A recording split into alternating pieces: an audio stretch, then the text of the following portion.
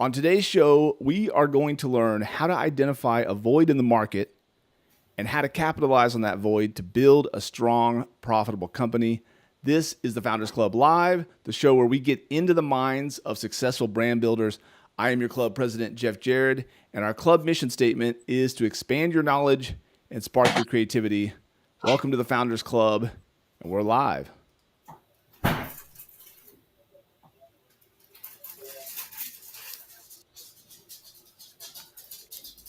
All right, welcome in. We have got a great show for you today. We have got an awesome guest today. Her name is Stacey Magovern, and Stacey is a wife of a police officer, and she had a passion for helping police families, and she's turned that passion into a multi-million-dollar business. She launched her company, Point Blank Safety, back in 2012, and today her company is one of the most successful security companies in Texas. She's used that success to found the nonprofit Blue Family Fund, where they benefit families of injured or fallen law enforcement officers, and first responders. Stacey's not only the CEO and founder of these businesses, but she's also a 3-time best-selling author, an entrepreneur, and a motivational speaker. And importantly for us, today she's our newest member of the Founders Club. All right, ladies and gentlemen, let's bring in Stacey Magovern.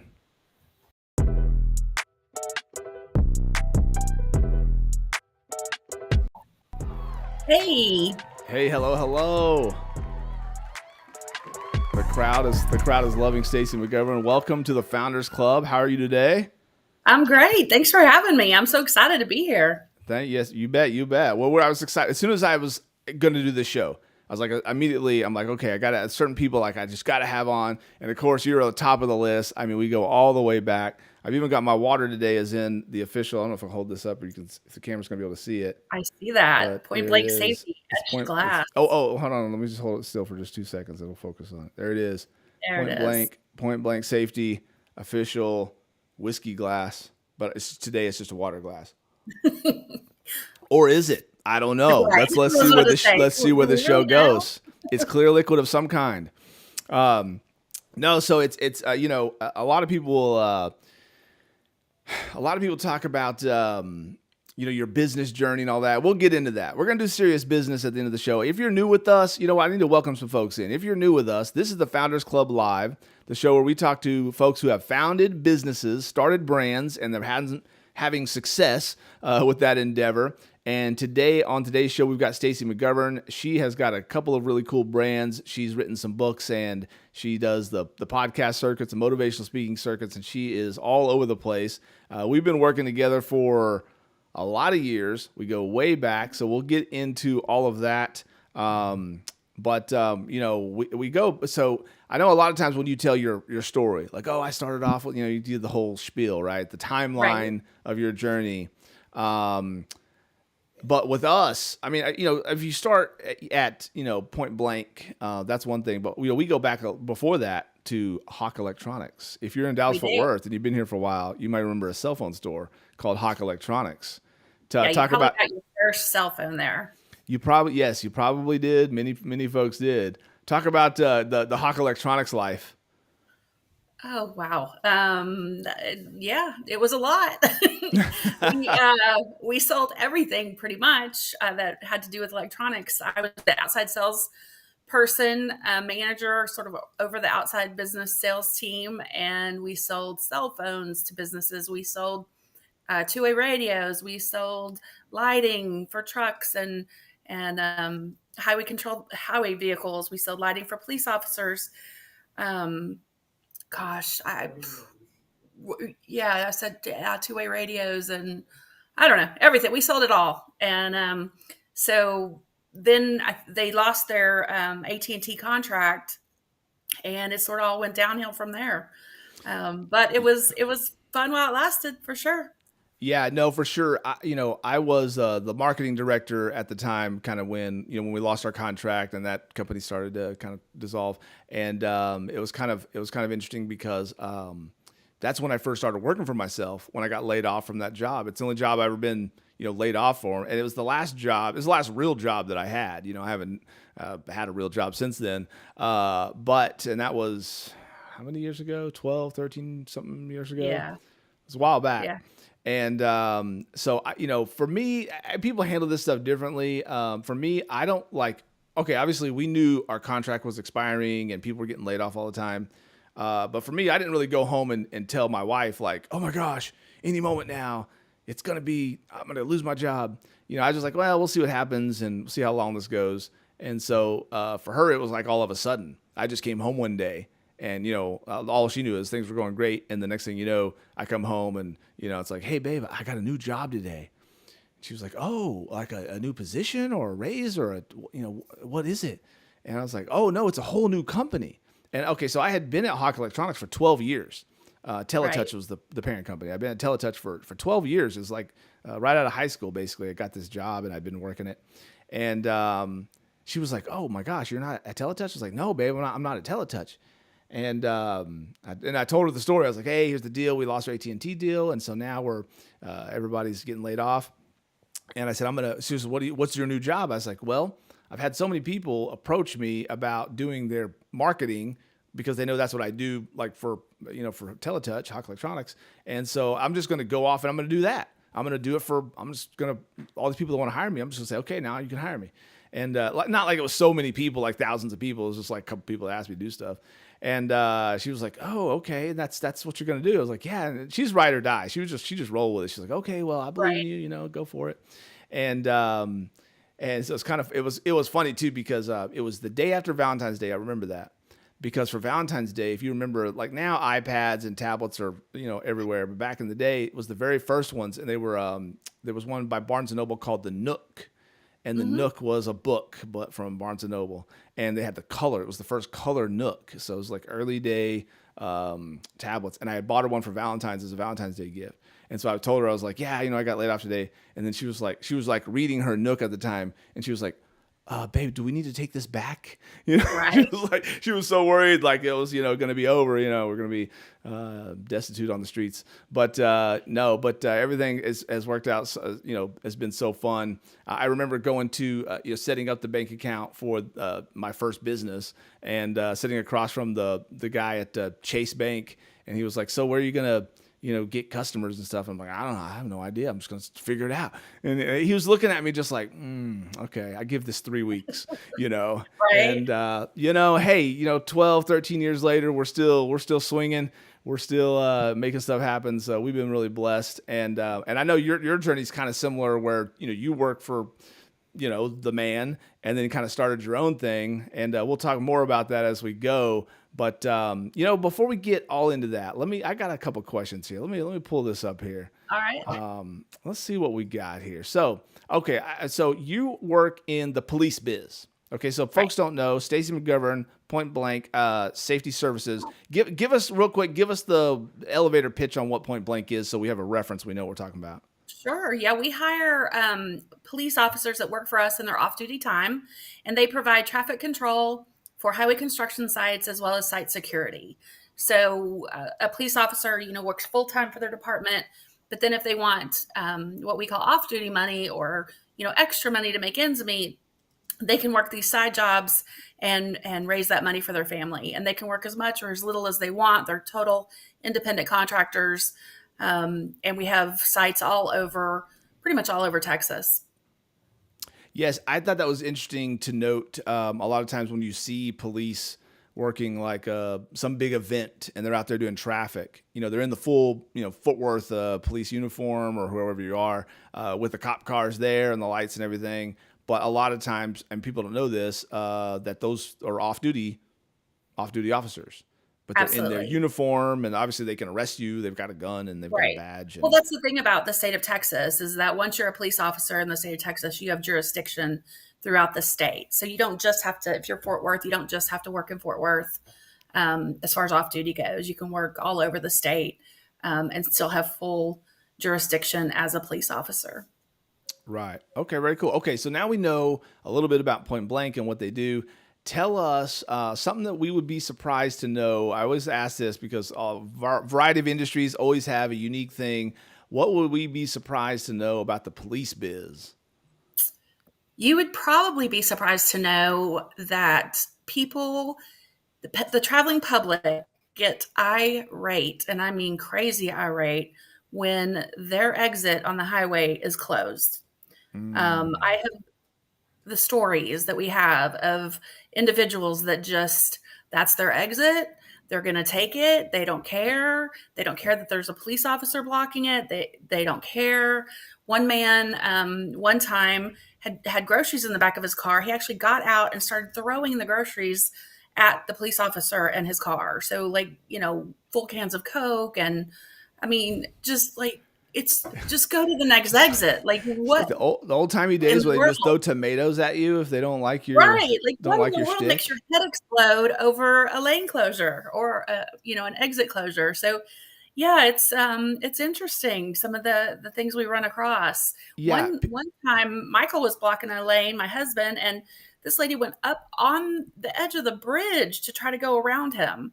So, I mean, she was, you know, what's uh going on? When I see a cop car, I get all, you get tense. You hit the brakes, no matter if you're going the speed limit or not, which I never am. But you hit the brakes and you slow down and you're immediately, I don't. What is up with people? I think we've gone a little cuckoo with the police. Like nobody's the respect is. I'm not trying to get into that too early, but I mean, That's true, what's and yeah, and it's what's like, going on? what is so hard to go, 15 minutes out of your way? I mean, I know, yeah, that exit would be easier, but that exit's closed. So, I mean, it's you, yeah, Yeah, people just they go by their own rules now. They're not too worried about it. yeah, All that's right. my exit. I'm taking that exit. I don't care. It's crazy. All right, so yeah, okay, say you're on the other side of the law. Okay, this is a random one here, and you got Stacey Magovern. She gets she's on. It's her last meal. Okay, Oh, she's getting her last meal. What is the Stacey Magovern last meal? ribeye steak and baked potato. Oh, steak and potato gal. Yep, That's a Texas answer right there. yep. Okay, no arguments. No arguments here. For sure. Maybe a shrimp cocktail. I do love a shrimp cocktail. I do like those reports when it's their last meal. They're going to be executed, and they ask for everything. Just like it's a whole list of just everything they want to have. And I guess they stopped doing that because it was getting too out of hand. So now you Yeah. just get the cafeteria meatloaf or whatever was on the schedule. So that's Yep. rough. Well, the moral of the story is don't end up there, please. Yeah. Don't get on death row. Don't get on death row. That's it. Don't get on death row unless it's Death Row Records. And even then, that's for the select few. All right, so let me ask you this. What is the weirdest job that Stacey McGovern has ever had, even if it was just for one day? Oh my gosh, I've done so many things. Probably the weirdest is when I went to college in California, National University. I got my BA in communications, and California is very expensive even back then. And so I was working multiple jobs wherever I could get something, and I played an elf at Christmas time with Santa Claus. So, I helped the little babies onto Santa's knee, and yeah, it was not fun. But and then you try to make them smile, and they don't want to smile, and they're scared, and the parents are, oh, but we need a smile, and I'm like, finally I got to the point I was like, you know what? This is what they look like this Christmas. So let's remember what they actually look like on this day because, you just had to figure out a way to get the parents to move on because there's no way that kid was ever going to smile. Oh, they've been waiting in line this whole time. They want to get a good photo, and they can't resign themselves to the fact that they're just going to have to go with the crying photo. Right. So But I that's finally but just that's fun too. Like in the moment, you really want to get the good photo. But then when the grown up, like my kid's 16 and 13, now I've had a picture of them crying on Santa's lap. That would be cute, and it'd be kind of right. more fun than just a standard, nice smile, and that's good. But that's Yeah. okay. I got a bunch of So kids. yeah. So I More came up with fun. that pitch where I was just like, no, look, you're going to want to remember, this, 1998 Christmas where, they were crying. You're going to want that picture.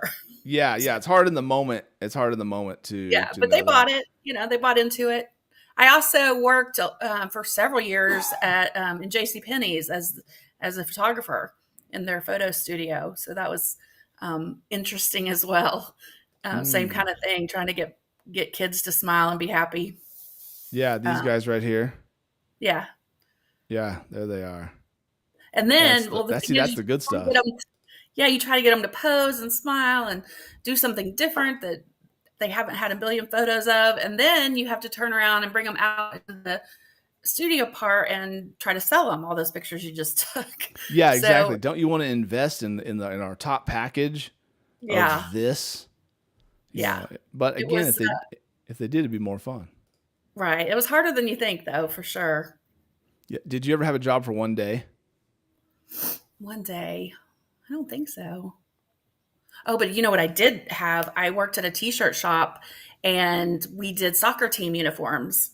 And so you have to put on, we had the little velvet letters and you had to put them on the back of the shirt, their name, whatever. And then, you hot press it down. And apparently at, 16, I didn't know how to spell Keith. And so I spelt it wrong on the back of the shirt. And we didn't have any more letter. I mean, we were down to we had exactly enough to get this order out. We didn't have any more letters.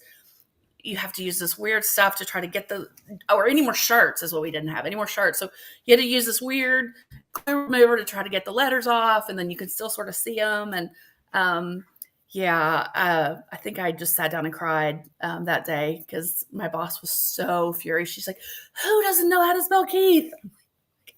Hey, yeah, exactly. That's what you get.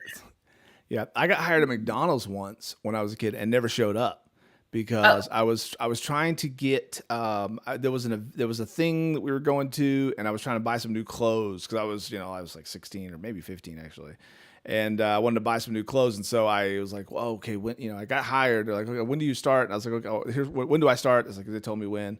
Okay, when do I get my first paycheck? Okay, you get your first, let's see, it looks like, okay, it's going to be this day. Okay, cool. And then I was like, that was after the day that I needed it. So I just never went in.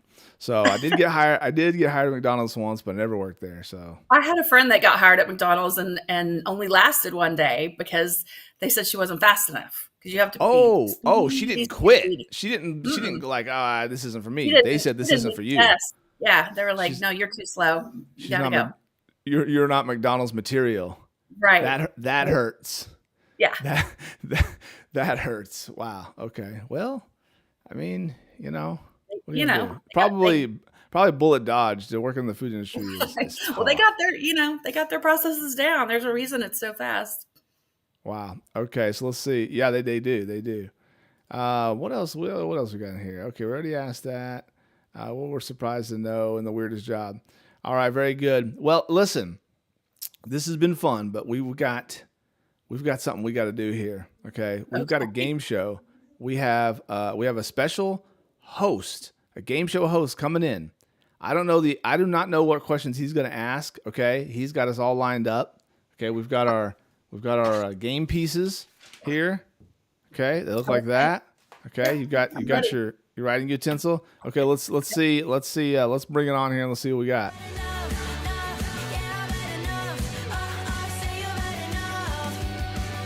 Do I know this host?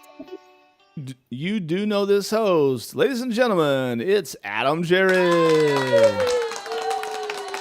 And the crowd goes wild. All right. I'm dressed up, guys, today. Yeah, that's game show hosty right there. Well, I work from home, so it's normally pajamas. Mm-hmm. But I thought I would get in the game show mood. Okay, everyone here works from home, right? Stacey, you mainly work at your home office, right? Do you find that do you put your shoes on? You don't. Adam, you do. I have to put I got to put my shoes on. The other day the kids were home for Thanksgiving and I'm still working and Sophia was asking me like, "What are you doing?" I'm like, "I put my shoes on." "Where are you going?" I'm like, "I'm going to work." Like I just did my little front studio in the front of the house. And she just like, "Oh, why are you putting?" She didn't understand. It's like you gotta. Yeah, no, I'm a barefoot girl. Well, you're from Apple, so like barefoot's like that's your thing. Now we got the peanut gallery weighing in, saying tell Adam to stand up real quick. So he wants to see. Hold on, let me get this off the. Yeah. Oh. I do have shoes on though. There it is. There they are. Some Nikes. I do get. Oh, my tie is a little bit short. I was going to ask about the tie. What? Oh, what's up, dude? My daughter actually bought me this tie. Why is it so short? Like for Father's Day or something, like way back in the day. Yes. And I just kept it. I mean, this is the first time I've ever worn it. So, But why is this so short? well, I wanted it really fat. Oh, okay. You Okay. committed more up top and you had to give up something down low. Yeah, but you couldn't see it. So I was like, oh, okay, it'll be fine. Okay. I thought maybe it was like, what's the opposite of the big and tall store? It's like the big and small store, I guess. I thought maybe it was from that certain kind of collection. I don't want to call it. No, and Justin tried to call me out, made me stand up. Yeah. He wanted to see if you were even wearing pants, I think. I think so too. Yeah. Well, good to know if you're in the chat. Hey, listen, if you're in the chat, we are live here. Okay, folks, this is the Founders Club Live. Welcome. If you're just joining us, we are talking to people who have founded brands, and we want to have a good time doing it. Okay, this is not your grandma's business podcast where we just say, tell us about the 5 challenging things you've faced in business. I mean, we might get to some of that. We are going to talk serious business here in just a moment. But today we're talking to an awesome, amazing person named Stacey Magovern. You see her right on the screen, right over there. And she has founded Point Blank Safety Services and the Blue Family Fund. We're going to get into all of that. But right now, we're playing a game show called Samesies. Okay, we're going to find out if we answer things the same. I don't know. Okay, so we brought in our special host, Adam Jared, because he's the only one that knows the questions. I am usually hosting the games, but if I know the questions, then that's a unfair advantage. So I've got my pages here, and I've got my Sharpie here, and so Stacey's got the same. So Adam, take it over, and let's see how well we do. Okay, well, I'll be on. Oh wait, hold on. Can y'all hear me? Yes. Mm-hmm. Let me get my. Get your game show mic. You're Bob Barker. It's very long too. So. It is. Bob Barker here. I can hear you much better now. Now you can hear me, right? Yes. Okay.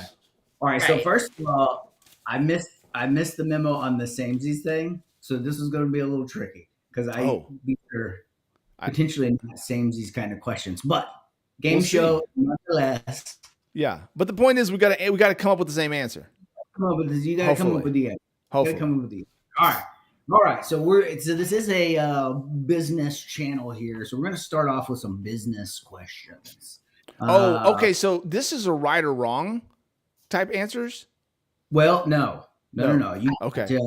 A variety of different answers and questions in here. Think of Jeopardy. Yeah. With different categories, but you don't get to pick the category. I already picked the category. Yeah. But if we both get the same wrong answer, then that would be a point in samesies. There you go. We'd be the same kind of dumb. I don't think that's going to happen. I think I don't think we are the same kind of dumb. No, I'm a unique kind of dumb that's only, I'm redneck from Oklahoma dumb. So here we go. I threw some layups here, but let's just see what happens. All right. So let's go. Okay, here we go. In the business category. In 1996, this company, originally called Backrub, changed its name to what? Backrub. In 1996. Ooh, this is business question. It was called Backrub.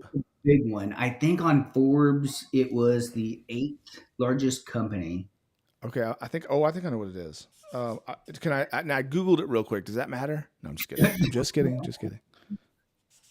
I don't know. I think I know this one. Things get easier after this, pretty quick.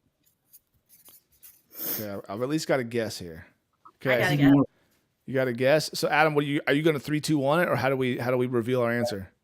Well, let's see your answers now.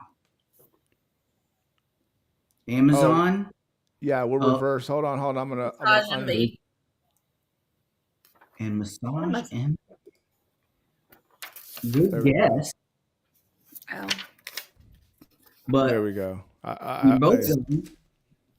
You both missed the answer. So does that count as the same? No, we have to have the same. We have to have the samesies answer. I have the same answer. All right. Actually, the company formerly known as Backrub is now known as Google. Google. I knew it was Google or Amazon. I should have wrote that underneath, like just as a background. I could have got partial credit. Yeah, well, very shocked to learn that one today as I was putting questions together. All right, so here's we have an X. All right, I think y'all can get this one potentially. All right, headquartered out of Dallas, Texas, this company is the largest of its kind with a market capitalization of around $116 billion, says Forbes. So it's a big, large company. And I got a helpful hint on this one. Okay. You both worked for this company in some capacity. Oh, okay. I got it. I think I got it.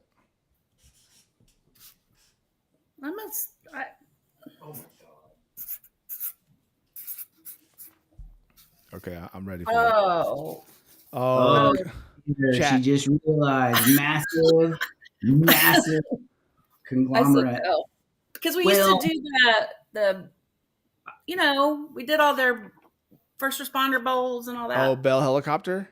Oh, yeah. Bell Helicopter. You see, you could have went just Bell, and I would have gave it to you because they were formerly known as Western Bell, now known as AT&T. When you first held that up, I thought you were saying like Ma Bell, Southwestern Bell. So I was going to give it to you too. Just shut up. Yeah, don't say it. Yeah, you give away too much. You talk too much, you lose a point. Okay, all right. So now what we're doing here is we're keeping individual scores. Okay, I'm losing. I don't know if I can move this thing. Right. Okay. Okay, you ready for the next question? We're ready. Yeah. Ready as we're going to be. All right, so we're going into friendship. Ooh. Is the motto of which U.S. state? Oh, gosh. Friendship. The friendship state.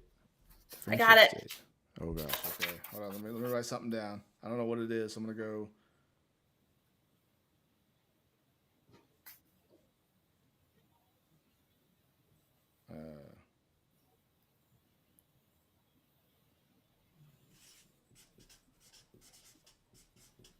This is question number 3 out of 3 of 10. I know this is not it, but it's just the home state. So are we ready? All right. Show it up. Oh, Texas is the correct answer. It is? Oh, I should have known. Yep. Okay. Yeah, I got an X. Okay, now the score. There we go. There's a score. Score's updated. Wow. See, I should have just guessed Texas. Be safe. Well, that kind of takes us into the Texas category. Okay, now that question would have gave it away, but now we're into the Texas version of this game show. So, speaking of Texas, in 2023, the Texas Rangers became the World Series champions. Correct. In which year did the Rangers play host to the Blue Family Fund fundraiser called the Hopscotch? Oh, wait. Okay, I think I know. I'm gonna go with this one. Know this. Yes, I should. Yes, we should know this. I think I might be off by 1 year, but are we ready? Yeah, it was between 2 years, but okay. Well, okay. Before we reveal the answer, tell us about this event. Tell us about this event. It was cool. It was a hopscotch whiskey tasting. So we had one of the big distributors come out, and they brought some of the whiskey that the average folks can't really afford to taste. The $1,000 bottle kind of stuff, and everybody got to taste. We also had cigar rolling. We had a shoe shine guy. We had a billion auction items. It was a lot of fun when we did it at the what was it called? The Whiskey Rail or the whiskey. Some bar Captain that was Morgan. At the old stadium. Yeah. I think it's Captain Morgan Club or something, wasn't it? Yeah, it was something like that. At the old stadium before the new stadium. But it was a lot of fun, and it was a really nice venue. And gosh, I bet we had over 200 people show up and support Blue Family Fun. And it was kind of cool because it was our very first official big fundraiser, and we've done quite a few since then. Yep. Yeah, we have. All right. So what year was that? 2020. Samesies. That is great. We got a samesy. We got a samesy. Here we go. All right. So sticking into it would have been bad if I got it wrong. I know. I was like, okay. I almost said 2019. I'll be honest though. I had to go look it up before the show started just to make sure. I was right. You could have said anything. You could have told us we were wrong. We'd be like, dang, I would have been like, oh, so it was 29. Since then we've had golf tournaments, we've had casino nights, we've got a concert coming up. So lots of fun stuff. Blue Family Fund is an awesome organization. I can just plug it because I don't, Stacey's thing, but Blue Family Fund does a lot of things to raise money for families of first responders. So if you're looking to give to a nonprofit and you want to know that all the funding is going to go straight to the cause and not to the administration, then Blue Family Fund.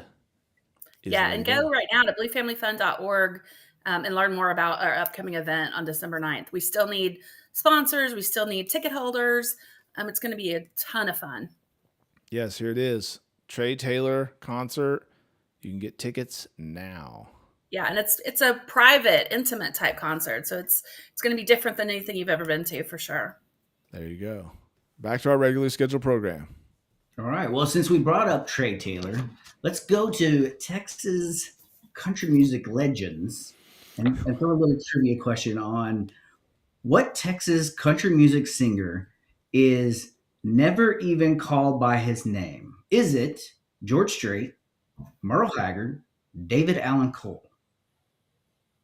You got a multiple choice. Is it A, George Strait, B, Merle Haggard, C, David Allan Cole? What Texas country music singer, and I'm not going to sing the lyric, but is never even called by his name? Okay. I'm just guessing. I'm guessing too. I'm glad you gave us three options to guess because I'm guessing. B or C. What is the answer? Strait. The answer is actually B.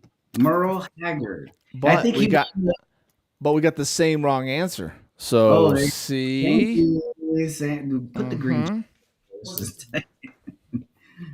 All right. Okay, so staying here in Texas, in Dallas, Texas, a dark day for Dallas, Texas history. In November of 1963, JFK was shot and killed on what street in Dallas, Texas? Ooh, I'm going to say...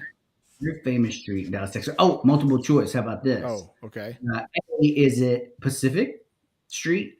B, is it Elm Street? Or C, is it Houston Street? Ooh, okay. Threw a curveball in there.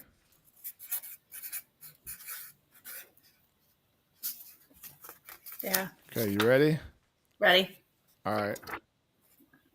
I think he turned off of Houston onto Elm. Am I right? He did indeed turn off of Houston onto Elm. Hey. And was okay. All right. Let's see if the conspiracy theorists jump in the chat and let's see. Yeah. Gordon Keith is here. All right. So question number something or another. So in the South, we do love our tea, specifically sweet tea. But which country invented tea? India.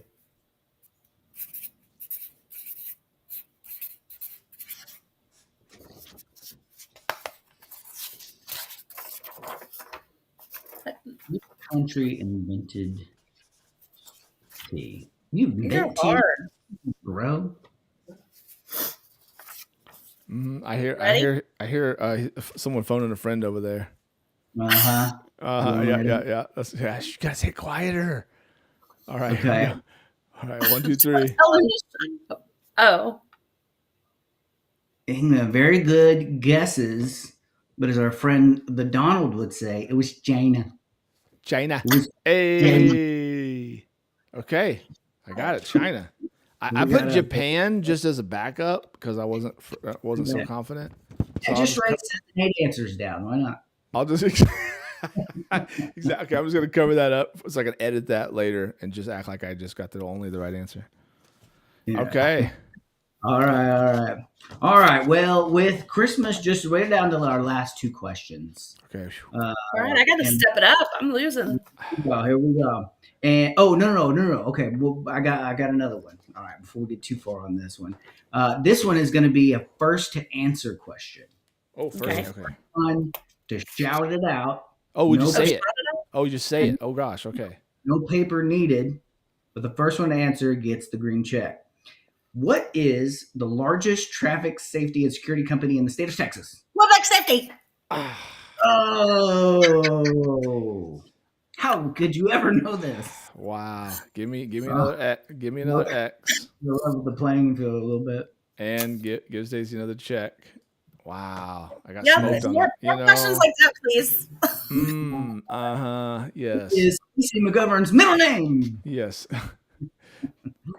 All right. So last two questions. It is November. We got the holiday season around the corner. So we had to throw in a couple of little Christmas questions in here. So, all right. So the last two questions, we got movie question. You got a multiple choice. And the question is, what is the highest grossing Christmas movie of all time, according to Box Office Mojo? Is it A, Home Alone, B, The Grinch, or C, Elf?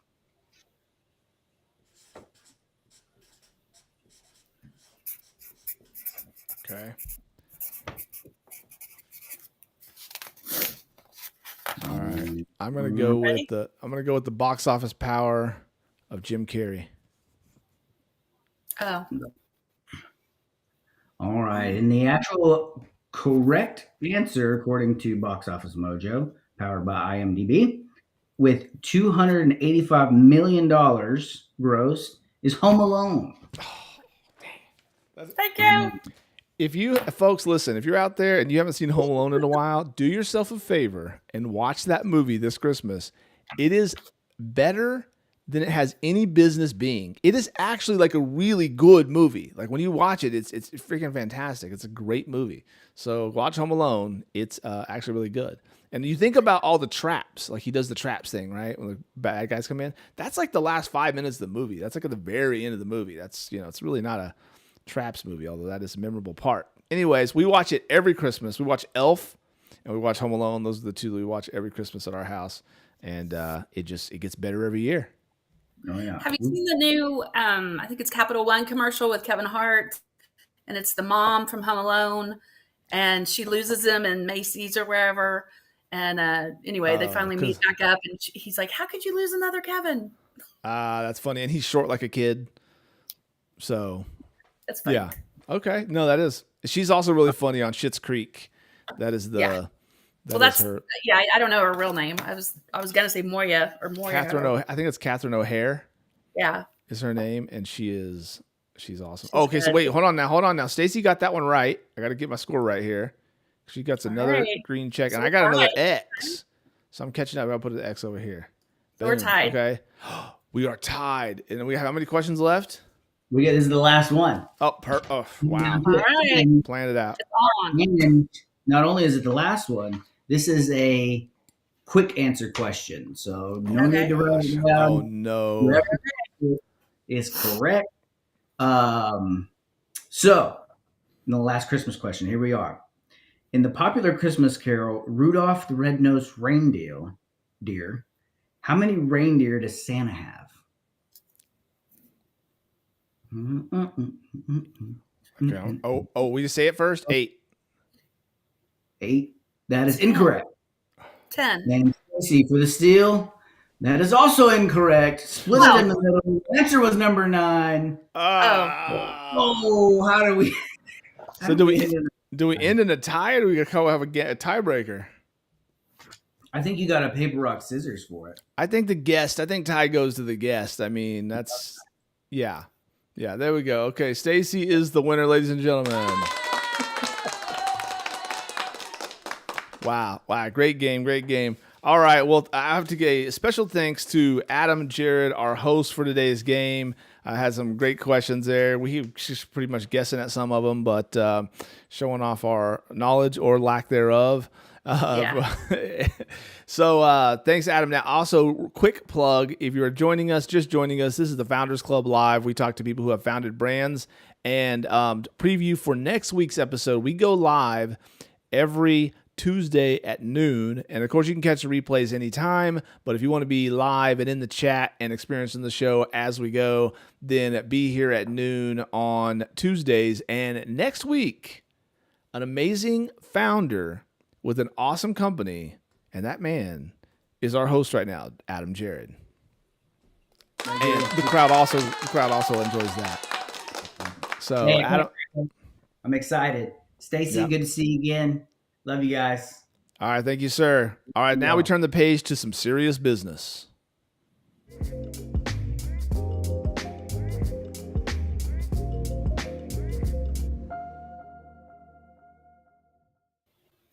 All right, so Stacey, we've had our fun and games, and I got edged out there at the end. You went on a hot streak. You went on a run.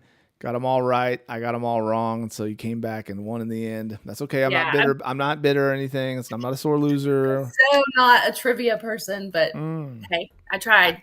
I actually am kind of a trivia person a little bit, but he got us. He got us with some good ones there. Yeah. So, yeah. Okay. Well, and So listen. All right, we got to talk. We got to talk a little shop here because people tune in. They want to know from founders, kind of some of their success stories. So we've talked a little bit about Point Blank, and so I just tell us a little bit about specifically what I think is really interesting about what you've done and really neat and people want to hear about is how you've kind of when you started Point Blank, you saw a hole, a void in the marketplace. And you went and fixed a problem that people had. And that has been, I believe, what's been like the most successful thing for Point Blank and for you guys doing that. Well, one, do you agree that that's the true statement? And two, if it is, tell us more about it.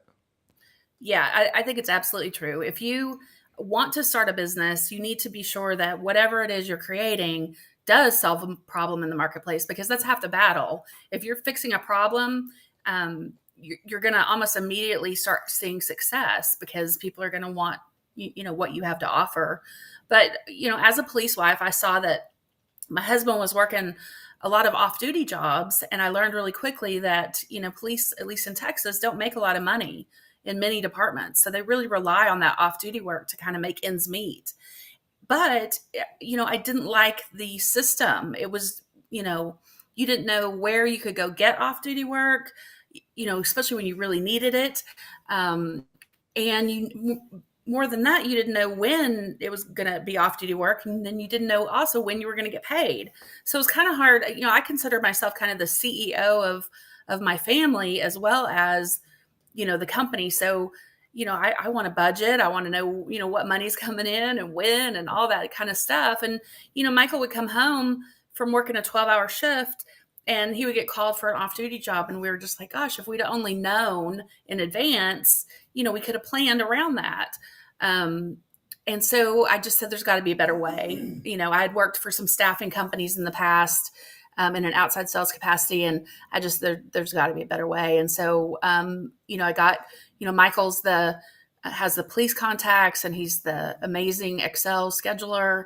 And I had the sales contacts and the tenacity to go out there and try to win these contracts, because I knew they used off-duty police officers for highway construction.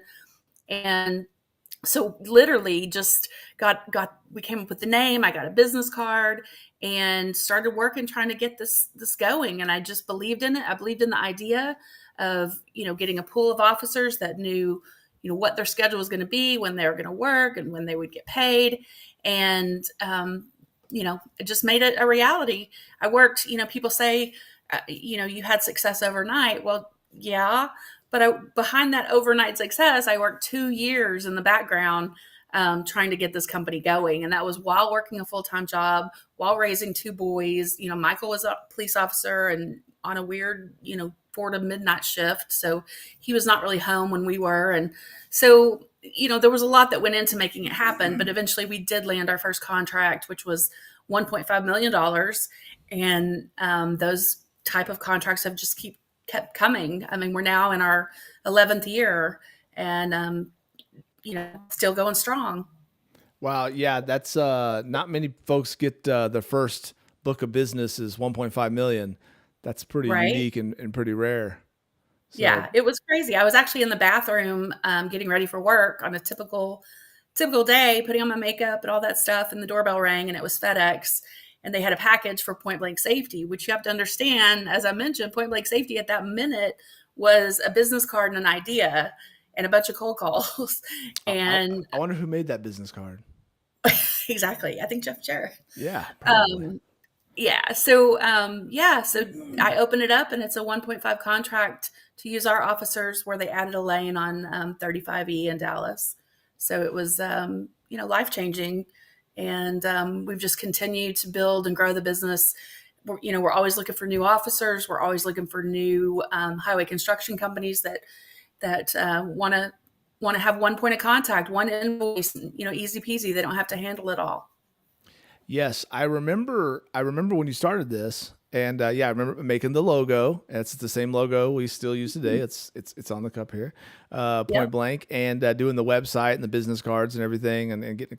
I remember we didn't use any stock photos of police officers. We used people that we knew, and so we called up different people. And I was working from my house at the time, and I do again now, but.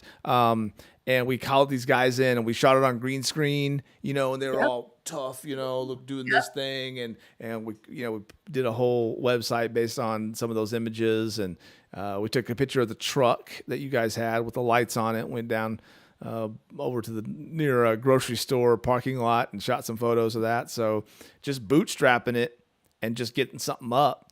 But I think, for me, helping people with branding, it is so important to have, something that people can say yes to when they see it. Not that you had to spend $1 billion on, all this branding stuff, but get yourself something that at least people can look at it and go, okay, maybe this might be an option. But I think a lot of, as a designer, I'm obviously kind of biased to a good design and I always put a premium on it. But I think also people, even if they don't think necessarily decision makers, that they really care about the design of something, they will disqualify something for being too homemade looking, especially for something like what you're doing. Like, hey, I'm going to give someone a $1.5 million contract to secure these roadways for this period of time. I want to be able to look at it and be like, this looks like a legit outfit versus like a mom and pop, homemade kind of thing.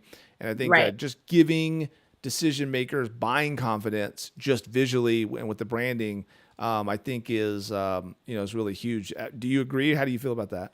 Oh, 100%. I mean, I don't think I've ever, since the internet's been around, looked at a company or considered a company that didn't immediately go to their website and see what it looked like and see what it was about. So I think it is huge. And, because our website was so great and still is so great, but we've, updated a little bit, but because it was so great and our business cards were so great and our logo was so great, I don't even think the company that hired us for that I don't even think they realized they were really our first deal.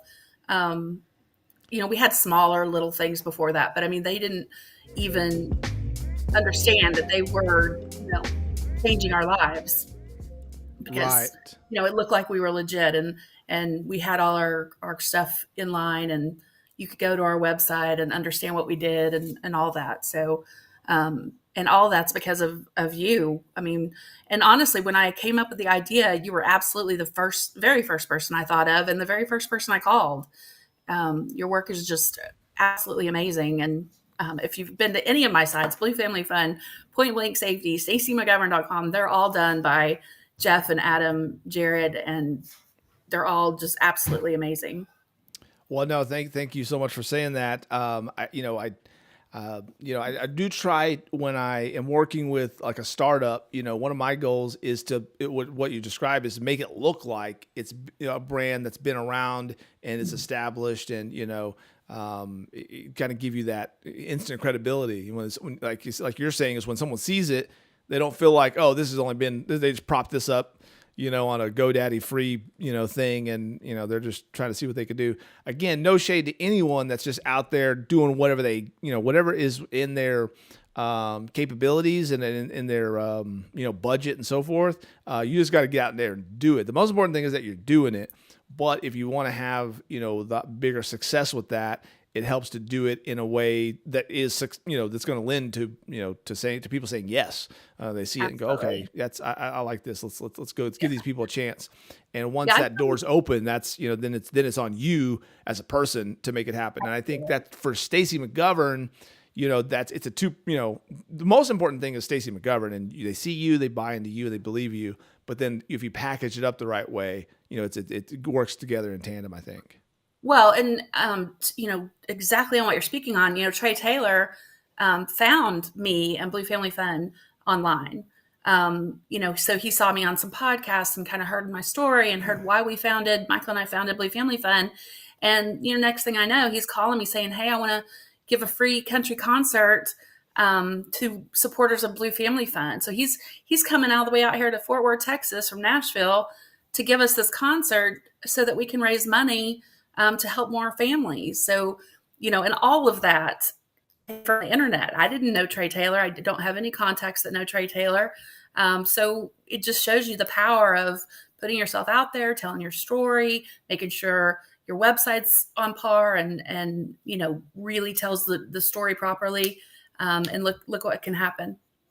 Yes, that's very true. And if you are new with us at the Founders Club, we're just in our 3rd episode ever. So we are just starting off our journey on this podcast adventure.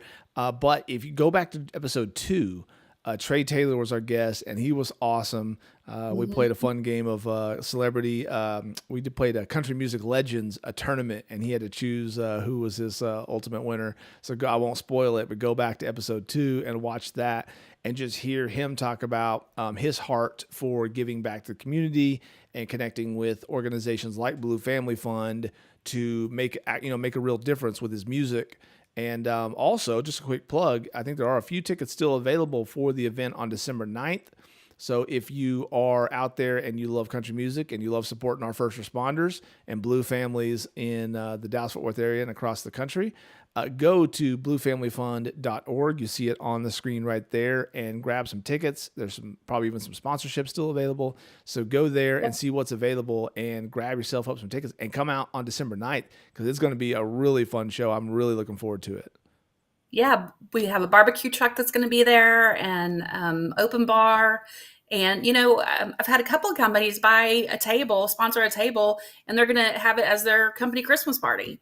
That's a great better idea. kind of event is that? You bring perfect timing. And have a country concert and spend some time learning about a new artist. And I'm telling you guys that when you hear this guy, if you go back to the last podcast, you fall in love with him. I mean, you can't not like him. He's just infectious in his enthusiasm. I told someone just the other day, I'm like, he's so cool because he said, when you want to do something like he wanted to do country music, that's plan A and you don't have a plan B. Like if you're all in, you need to be all in. And that's kind of how I was with Point Blank Safety. I got so many people, I call them, the dream killers, that told me it wouldn't work and it wasn't a thing. And, I just believed in it and I believed in myself that I could do it. And I made it happen. And that's kind of Trey's story as well. He said, no, I'm doing country music and nothing else. And there's no plan B and let's make it happen. Yes, I think that is already a trend that you're going to see in the Founders Club. When I talk to folks, they are all going to say that same thing. Yep. There was always doubters. There's people saying, play it safe, get a real job. But, you're working for somebody else. Some people just aren't, made that way. They got to do their own thing. I think about the story. I love the story where, the guy's in the parking lot at his corporate job and he's walking in the parking garage, about to walk in the building, and the boss man slams in his, Ferrari, right? Like some expensive, exotic car, and gets, the first spot, reserved for CEO and the boss. And, of course, the worker bee guy says, man, hey, boss, that car is amazing. That's just beautiful and awesome. And the boss looks at him and says, hey, man, listen, if you work really hard this year and you go all out for this company, then next year I can get an even better car. Wow. I had a friend that told me a similar type story, that he was at lunch with his boss and his boss said, man, you are my retirement plan. And wow. Yeah. Jeez, and give somebody that much power. Yeah, that guy, I think he quit the next day. He's like, I'll do this. I'll go out on my own if I'm that good. Yeah. That you're never going to achieve the highest levels just working somewhere else. I mean, you just can't do it. But I also will say, it's not for everybody. It's Right. if you got it inside you, do it. But hey, one good starting point is joining the Founders Club every Wednesday and just learning from folks who have done it firsthand, what they're doing and how they do it, and then also just using the motivation, just getting psyched up. That's one thing I'm looking forward to. I'm doing it. But I love talking to other folks that are doing it because it's just like you just get re-energized and re-hyped. It's just like, I mean, for me, it's like going to church on Sundays. You just go every Sunday, you get re-hyped and re-energized, and and the whole thing. So it's just being around your people. So if this is if you're out there and you are thinking about starting a business and wanting to get into that kind of life, then these are your people right here in the Founders Club. Be part of the club. We want this to be a community. We want to lift each other up and support each other. And one thing I've said, and I'll say this for Stacey for sure, and everybody that I think we're going to bring on here, is that I've always been, at first I was kind of surprised, but now it's kind of just become standard when I talk to or hang out with or work with successful people, how free they are with giving information. And they're not, people think about gatekeeping, like, oh, they will never tell you their secrets, or they want to keep that to themselves. Man, that hasn't been my experience. I talk to folks and they'll just tell you what they know, and yeah, you should do it. And, they're not really worried about competition necessarily, just because they're good at what they do. And there's enough business to go around. No matter what you're into, there's just so many, opportunities out there for everybody to succeed. Yeah. Successful people aren't scared by that. Yeah.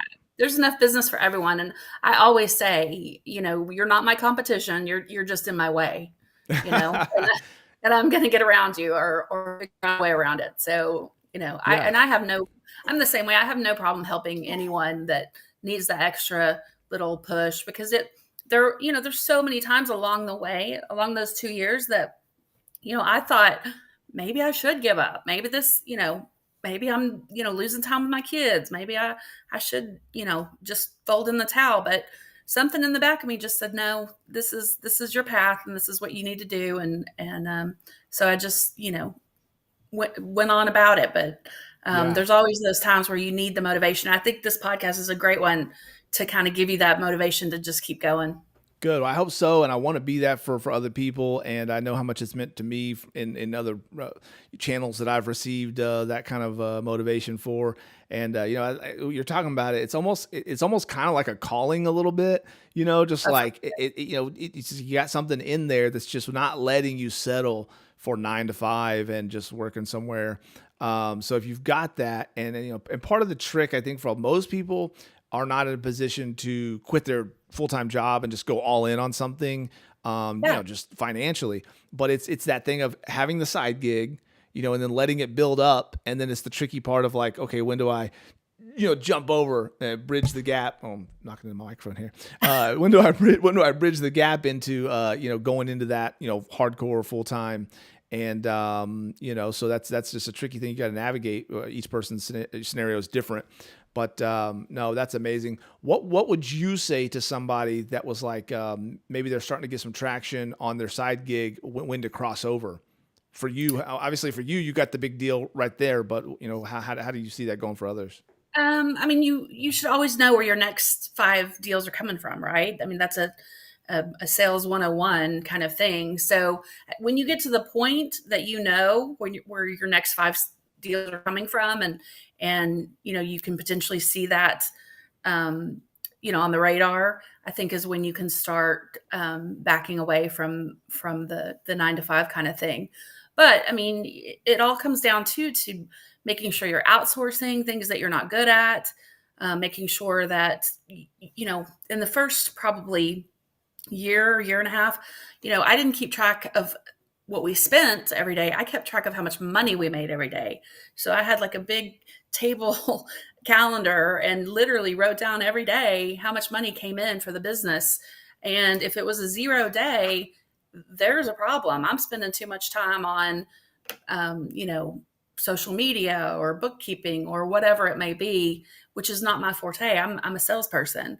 So, it's just a good reminder. So when you can see that you finally got to where you're generating income on a daily basis, I think that's the time when you can start looking at whether you can, take a break from the 9 to 5 and go full time with it.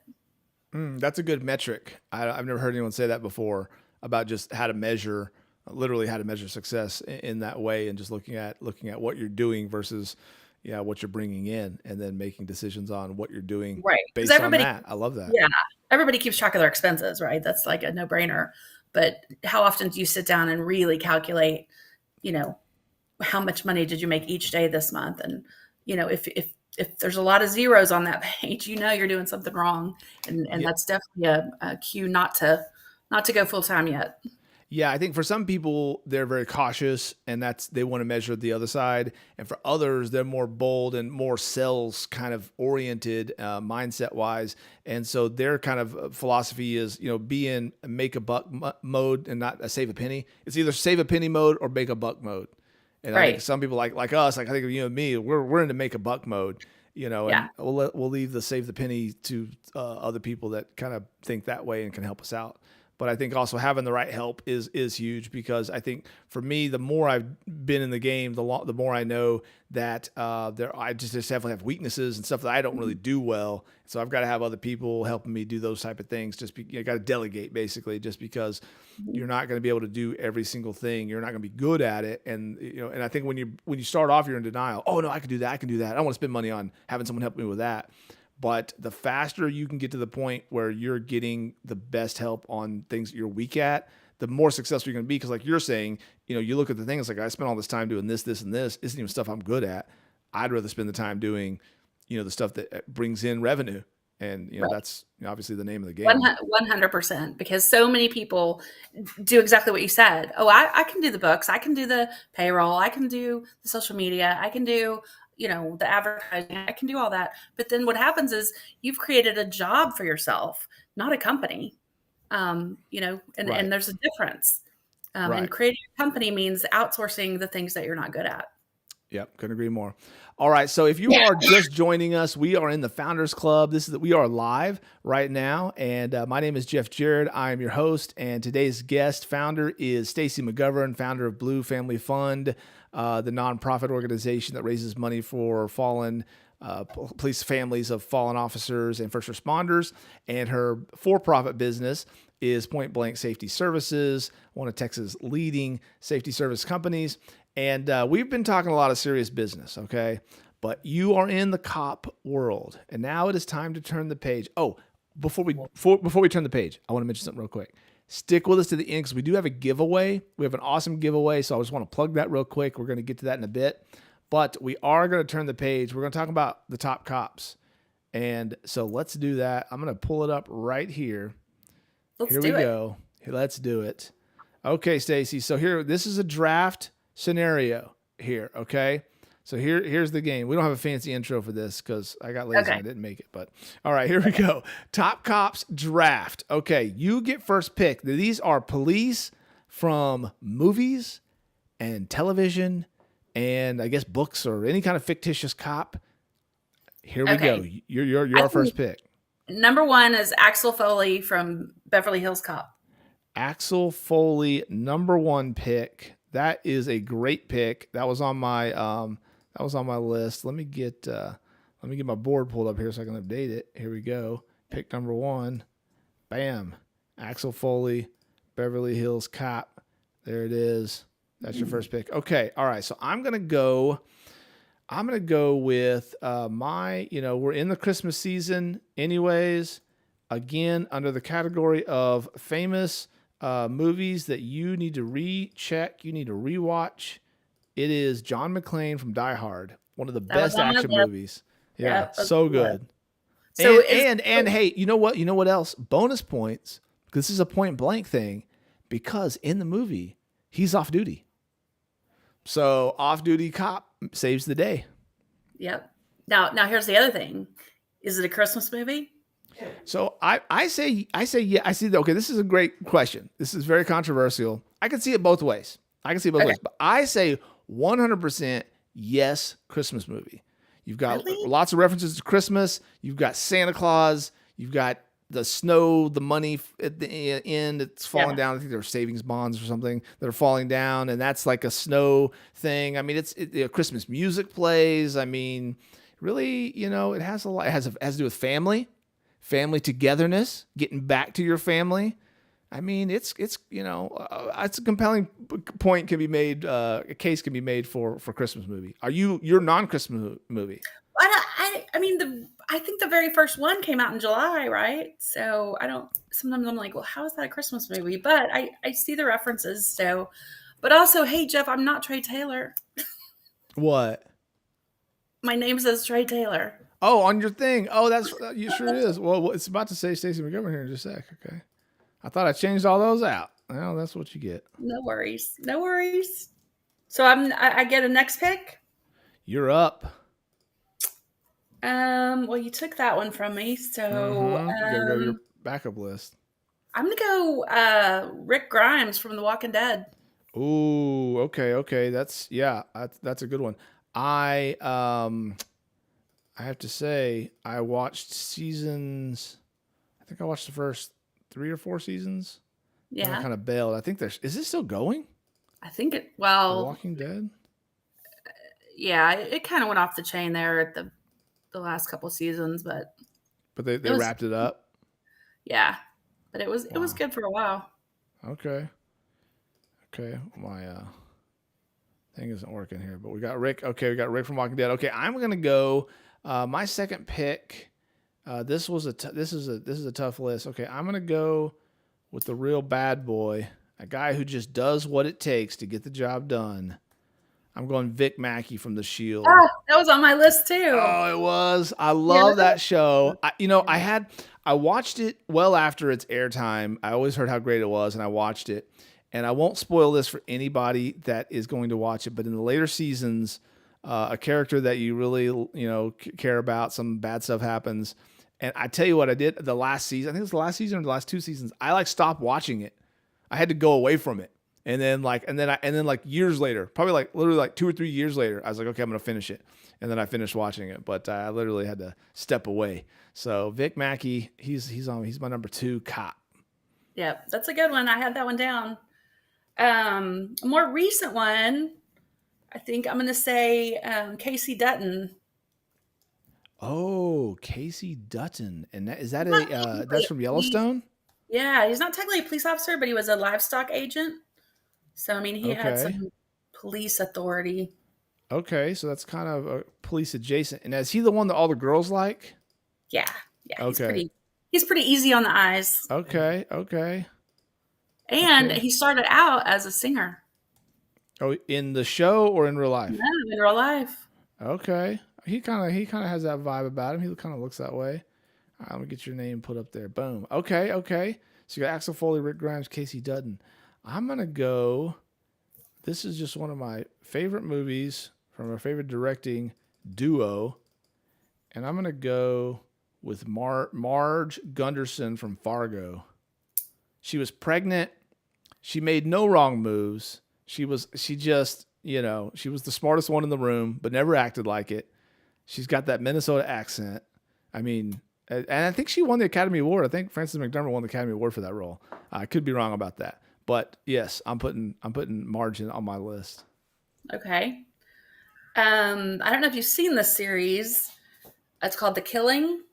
Okay. I have not. And the character is Sarah Linden, and she solves all these cases of killings. I mean, it's a really intense series, but it is so good. And she's amazing in the role. That's the character Sarah Linden. And it's real Enos that plays her. But if you haven't watched that series, it's really good. Okay, what is The Killing on? Is it on like Netflix or what? Yeah, I think it's on Netflix. It's on Netflix. Okay. All right, let's go over here and let's update the board. Okay. Sarah Linden. Okay. I'm going to go for my 4th pick. I am going with another Texas boy right here. We're going to go with Matthew McConaughey's portrayal of Rust Cole in True Detective Season 1. Time is a Flat Circle. Okay. That's my guy. He really went for it. And my last pick, it's between a couple of them, but I think I'm going to go with Hank Schrader from Breaking Bad. Oh, I didn't even consider him. And Just a little clueless, but he finally figures it out. He does, and when he does, that's a great moment. Yeah, it takes him a minute, but yeah, he's good. Yeah. I again won't spoil this for anybody that watches it, but I rewatched that series last year, and it ends so it's no TV. I will argue with anybody. No TV show that I've ever seen or heard of has a better final season. Because usually they run out of steam, especially when they go over, 4 seasons or so. But it has a fantastic last season. I mean, they really stick the landing and everything that happens. But when Hank's part of the show is his storyline is concluding, that was rough. I guess I can talk about it a little bit. I mean, it's been out for a decade or so. But when Hank meets his end, I mean, it got me, and I knew it was coming. But when it happens, it got me. I was feeling some kind of way about that. When Hank, you're kind of with it. It's fun thing because you're really with Walt the whole way, and he does all the progressively worse and worse things, more despicable things. But when the Hank thing goes down, that's when it's like, okay, I gotta be off of Team Walt. Because this is the bridge you can't undo. There's certain bells you can't unring. And just when that, and Gomi, no shade to Gomi. He was there. He would ride or die with Hank to the last minute. But when Hank and Gomi go down to the Nazis, then, oh, shoot. You got me. You got me with that one. Dang it. That's a good choice. Okay. I have a little bit more of a fun choice for my final wrapping up mine. I'm going to go with Hopper from Stranger Things, Jim Hopper. So that's going to be my list. So now here we go. We got Stacey's got the Beverly Hills Cop, Axel Foley, Rick Grimes from The Walking Dead, Casey Dutton from Yellowstone, Sarah Linden from The Killing, and Hank Schrader. I don't know how to spell Schrader, so I didn't type it in there. Hank Schrader from Breaking Bad versus John McClane, Vic Mackey, Marge Gunderson, Russ Cole, and Jim Hopper. I think those are 2 respectable lists. I see some good cops on this list, but here's what we need: the comment section to come in and tell us if we got it right, if we didn't get it right, who won. Now, also, I think, here we go. I'm falling asleep on the comment section over here. We got a lot of comments going over here. Listen. We have a vote here for Die Hard being a Christmas movie. Okay. So, I mean, there's supporting me. We've got a vote for Dirty Harry to be on a top cop. I thought about Dirty Harry. I am a huge Clint Eastwood fan. I don't know. This isn't really part of this podcast necessarily, but I'm a huge movie nerd and TV nerd. If you've ever met my son, he is a movie computer. He's 16 years old, and he knows more about movies than I do, and that's saying something. So I've got to try to keep up with him.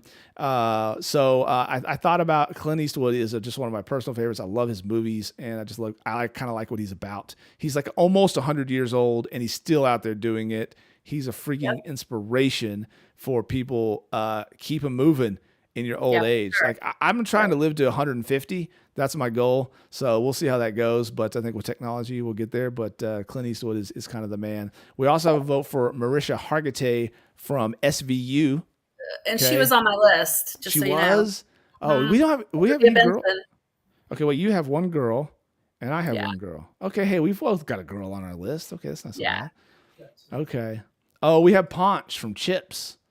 That's not a bad vote for the Latin community. Okay. I had both. I had Ponch and John on my list. Ponch and John. See, you could have got a twofer. You could have got Starsky and Hutch.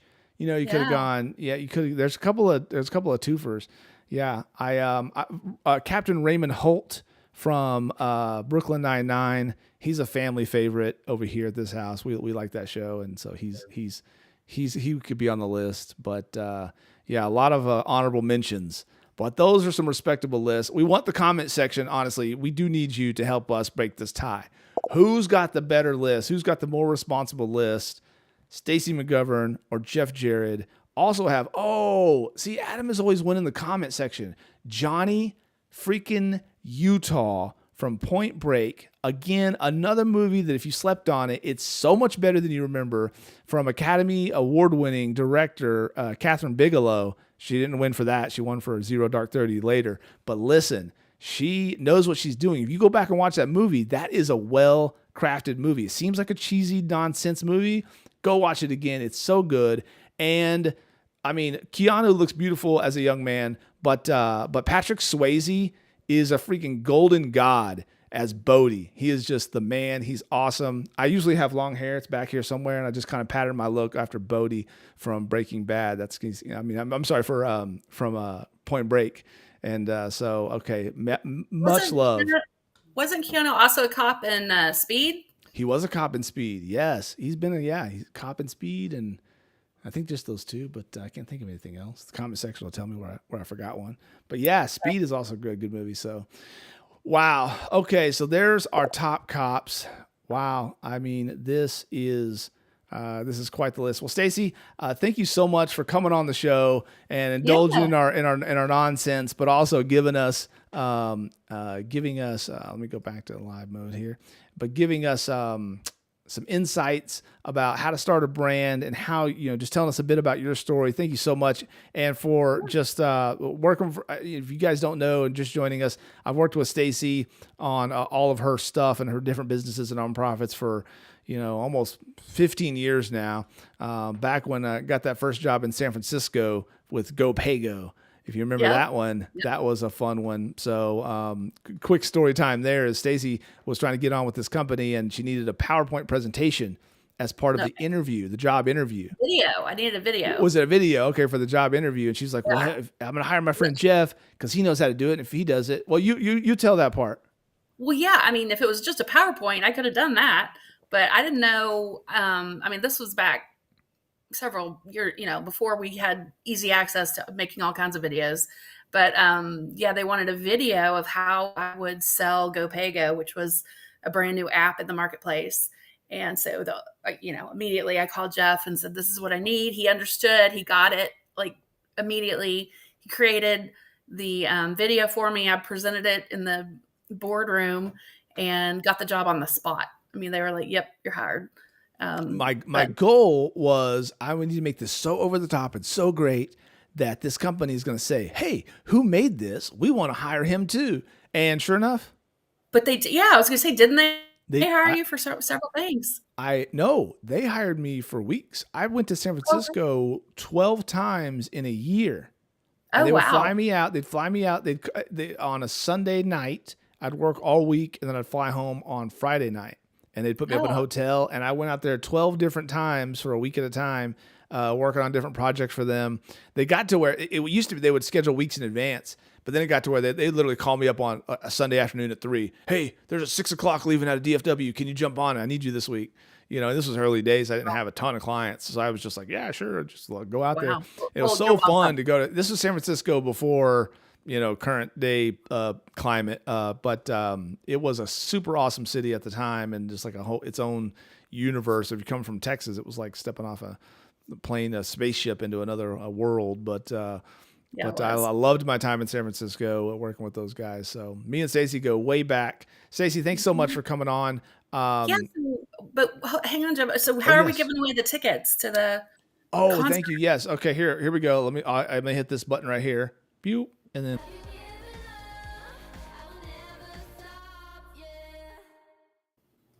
we gotta have like a little, a little production value for our giveaway. So here's the deal. If you are just joining us, this is the Founders Club, and we are talking to Stacey Magovern. She has a nonprofit called Blue Family Fund, and they have a fundraiser coming up December 9th.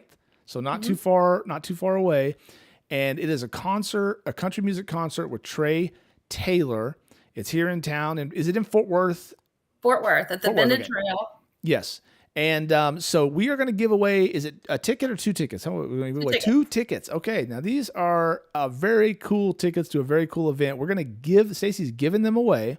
So here's what we need to do. We're trying to grow the club, and she's trying to help us do that. We want this to be a supportive community. So what we want you to do is just jump in the comment section we are here on X, we are here on YouTube and Facebook. So either platform, wherever you're watching this, go in the comment section and tag 5 people in the comments. Follow us, subscribe on YouTube, and tag 5 people. And go ahead and like the video too while you're there. Just go and like it. But that's not required. Just tag 5 people and subscribe on YouTube to the Founders Club Live, and you will be eligible to win. Now, if we get multiples, then we're going to pick a winner on next week's show, and we're going to give away 2 tickets. You will not want to miss this event. It is going to be super cool. Yeah. Barbecue truck, private country concert with a Nashville recording artist, Trey Taylor, open bar. There's going to be a VIP meet and greet, a whole bunch of stuff going on, so you don't want to miss it. All right, very good. Stacey Magovern, tell the folks where they can find you. What should they do on socials and so forth? Oh, we're everywhere. StaceyMagovern.com, BlueFamilyFund.org, PointBlankSafety.com, and then of course on all the platforms, you can find us easily. So yeah, reach out, or if you want to just make it. Today is also Giving Tuesday. You know, there was Black Friday, Cyber Monday, and today's Giving Tuesday. So if you have a few extra bucks, please go to BlueFamilyFund.org and donate. Every penny will go to the family of a fallen first responder. Awesome. Again, thank you so much. And thanks for joining the Founders Club. Yeah, thanks for having me. You bet. All right, folks, as we're here wrapping it up, this is just been a fun episode. I just couldn't wait to get Stacey on here. I hope you guys were inspired by her story, learned a thing or two, and also jump in those comment sections and let us know who won the cop draft for top cops. We need to know. We need you guys to settle the score for us. She's already beat me in one competition, so I can't lose twice. I think I got a team. I think I got a good team. But you guys let me know. All right. If you are new here, don't forget to like and subscribe. That really means a lot. We just got on YouTube. Today is our first episode on YouTube. And starting next week, we'll be available on all the podcast platforms. So your iTunes and your Amazons and your Spotifys and all those great places, we will be there. We are doing this one step at a time. Thank you guys so much for jumping in. Again, we do want to make this a community. The Founders Club is for you guys. To come in, be inspired, gain some knowledge, and hopefully we did a little bit of that, and obviously be entertained with some good internet nonsense. So hopefully we covered all those bases today, and you guys had a great time with us. I had a good time talking to Stacey. Again, visit her website and to get tickets for the event. And be back next week as we talk to Adam Jared about his startup company. And you don't want to miss that because it actually is a very, very cool product that he has put together. And it'd be cool just to see it and to hear his story as well. So for everyone who was involved in this show, thank you so much. For our production company, podvision.io. We could not make this show without you guys, all the fanciness that goes into this and everything. So thanks to podvision.io. Thank you guys for being here, and we'll see you again next Tuesday at noon.